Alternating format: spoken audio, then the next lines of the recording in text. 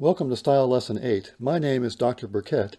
In this lesson I illustrate 7 principles of concise writing and along the way, concision, metadiscourse, hedges, and intensifiers. Writers practice concision out of deep sympathy for the reader, practicing the golden rule. Concision is a personal ethic and cultural value cherished by many readers and writers. Why do these 4 writers write concisely? The famously prolific Reverend John Wesley writes, "I spare both my reader's time and my own by couching my sense in as few words as I can." Wesley writes concisely out of respect for his reader's time and attention, to make it worthy of their attention. The abstract expressionist painter Hans Hofmann, who is also a teacher and writer, expresses, "The ability to simplify means to eliminate the unnecessary so that the necessary may speak." Hofmann writes concisely for the sake of clarity, so that readers can find his message amid so many words. The American modernist poet Marianne Moore commends nature. To a snail, if compression is the first grace of style, you have it. Have you noticed how nature models concision? The wise creator often practices concision and compression. The biblical poet King David declares, "My tongue is the pen of a ready writer." The Bible itself is a model of economical style in its poetry and prose. The Bible's style rewards close attention and emulation. These are all practical reasons to write concisely and to revise ruthlessly, deleting the excess. An interviewer once asked, "Was there some technical problem? What was it that had stumped you?"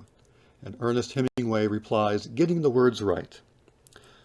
Writing involves 2 skills, choosing the right words and cutting wrong and redundant words. Here are 7 ways to eliminate the clutter.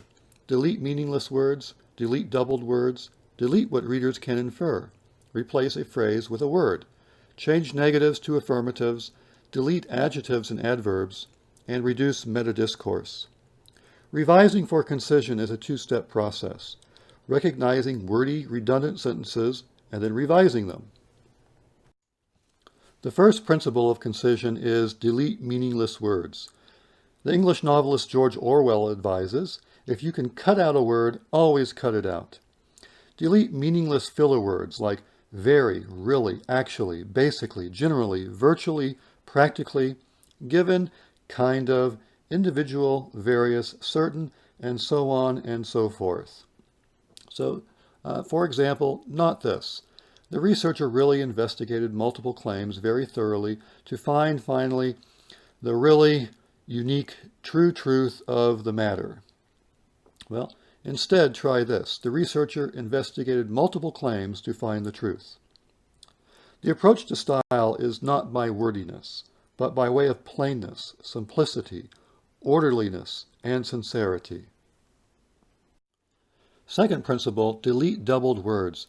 Paired words are common in English due to the history of the English language. Doubles derive from the Norse invasion of England in 1066, when William the Conqueror, who became William I, King of England, introduced Norman French to the English royal court and administration, resulting in double terms in our French-English legal language. One term has an English root and the other a French or Latin root to assist communication. But that was 1,000 years ago. Today, such expressions are just redundant, so writers should delete such doubled words as first and foremost, second and subsequently, hope and desire, full and complete, any and all, true and accurate, each and every, various and sundry, and so on and so forth. For instance, not this. First and foremost, one should think and consider before, during, and after drafting and writing. Instead, try this. First, one should think while writing. The third principle, delete what readers can infer. As Joseph Williams explains, every word implies its general category. This redundancy is hard to identify because it comes in many forms and is common in spoken English. First, revise redundant modifiers, such as sad tragedy, long novel, true reality, free gift, final outcome, each individual, unexpected surprise, and consensus of opinion. Second, revise redundant categories, such as period of time, shiny in appearance, color purple, large size, round shape, honest character, unusual in nature. So, for instance, not this. The campus is basically shaped as an oval twice as long as it is wide.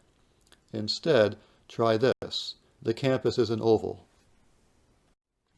The fourth principle, replace a word with a phrase. Thomas Jefferson expresses the dictum, the most valuable of all talents is that of never using two words when one will do. He has a valuable second dictum. In matters of principle, stand like a rock. In matters of taste, swim with the current. Both statements apply to style. So, for instance, revise the first point to consider in the matter at hand. The only word necessary is first. For instance, not this. The first point to consider in the matter is how writers should reduce unnecessary clutter that obscures necessary information. Instead, try this. First, writers should reduce clutter to clarify the point. The fifth principle, change negatives to affirmatives. In the Elements of Style, William Strunk writes, put statements in positive form, make definite assertions, avoid tame, colorless, hesitating, non-committal language. So instead of not different, try smaller. Instead of not allow, try prohibit. Instead of not notice, write overlook. Instead of not virtuous, select immoral. Instead of not the best choice, try bad choice. For instance, not this. Vote yes not to reject the amendment. Instead, try this. Vote yes to accept the amendment. An expression's negative form not only requires extra words, but often forces readers to do mental gymnastics to figure out the expression. If you want to emphasize the negative, then keep the negative expression. But most of the time, positive expressions are best because readers want to know your positive proposal and contribution. The sixth principle, delete adjectives and adverbs. It is a writer's dictum. The adjective is the enemy of the noun. For nouns and verbs, not their assistants, give good writing its toughness and color. As E.B. White explains, rather, very, little, pretty, these are the leeches that infest the pond of prose, sucking the blood of words. Revise, mouth-watering appetizer, abstract idea, as much as possible. For instance, not this. She was very upset by the latest news. Instead, try this. She was shattered by the news. Popular discourse loves excitable, passionate, sumptuous adjectives, but academic and scientific discourse is skeptical of them because adjectives are additives, expressing either opinion or manipulation. The seventh principle, reduce metadiscourse. Experienced writers avoid metadiscourse, a word that means referring to your own thinking and writing in your writing. Metadiscourse is usually redundant, and too much is considered poor style.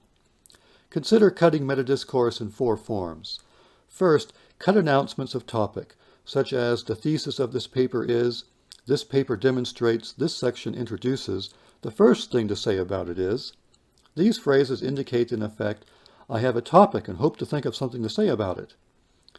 So instead of writing the thesis of this paper is, simply assert your main claim and place it at the end of your introduction where readers expect to find it. If you want to emphasize it, write your thesis in bold type. Writers help readers by writing clearly and directly, and by deleting metadiscourse, which is like throat clearing at the beginning of a presentation. Second, delete descriptions of intention, such as I believe that, truthfully, in conclusion. These phrases may be appropriate in oral presentations, but they are redundant in writing, because it is implied that you write what you believe and think is true. Third, cut attributions to unspecific sources, such as it has been observed, it has been determined. In one place it is shown. Don't announce that something has been observed, determined, shown, or noticed. Just state the fact and then cite it in a footnote or parenthetical citation. Fourth, delete directions to the reader, such as you see, notice how, consider now. These phrases are redundant and inappropriate. Second-person pronouns and point of view is considered bad style in writing because it comes across as too informal, too direct, perhaps even insulting readers as if they could not notice what they are reading. For example, not this. The thesis of this paper is that most people in America tend to believe in God and make that belief a significant part of their moral system. Instead, try this. Most Americans believe in God and act on that belief. Write in a way that reduces metadiscourse and draws the reader's attention to the substance of your writing. Hedges are a form of metadiscourse that is sometimes necessary, for hedges qualify certainty and show good sense. Some writers think that an aggressive bulldozer style is persuasive, but quite the opposite is true. According to Joseph M. Williams, if you state a claim moderately, readers are more likely to consider it thoughtfully. Some writers use too many hedges expressing uncertainty, so writers should practice the just right principle. Not too many hedges, not too few, but just right for the situation and subject matter.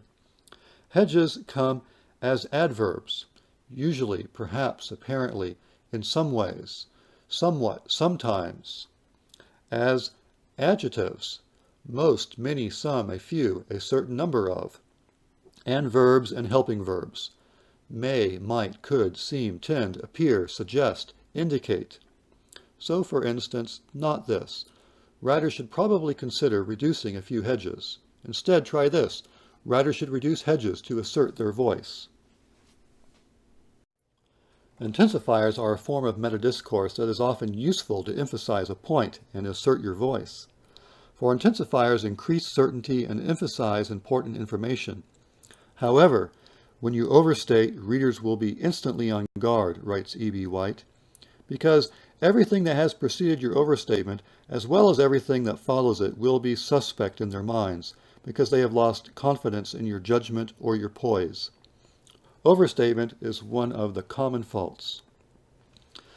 Intensifiers come in three forms: adverbs, always, clearly, obviously, undoubtedly, inevitably, of course, and adjectives, basic, central, essential, fundamental, principal, and verbs, must, prove, it cannot be denied, it is obvious, as everyone knows.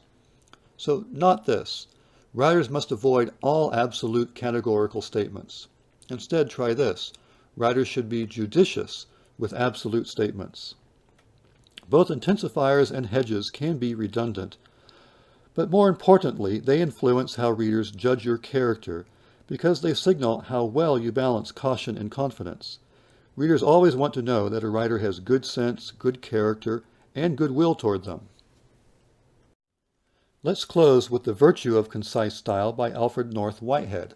Finally, there should grow the most austere of all mental qualities. I mean the sense for style. It is an aesthetic sense, based on admiration for the direct attainment of a foreseen end, simply and without waste.